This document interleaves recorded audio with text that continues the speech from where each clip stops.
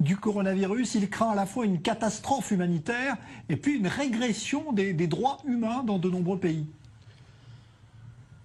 Alors, Antonio Gutiérrez, le secrétaire général de l'ONU, insiste sur 3 points. Tout d'abord, la famine qui menace le monde entier et pourrait toucher 265 millions de personnes d'ici la fin de l'année. Elle touche les pauvres des pays les plus pauvres. Et puis, il faut rappeler qu'aujourd'hui, pour l'instant, avec les écoles qui sont fermées, il y a 338 millions d'enfants qui n'ont pas de nourriture, parce qu'ils ne vont pas à l'école où d'habitude, ils vont à la cantine où ils sont nourris.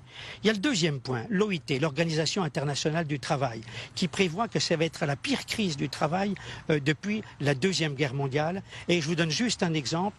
Elle pourrait amener, par exemple, sur le marché européen, 60 millions de nouveaux chômeurs.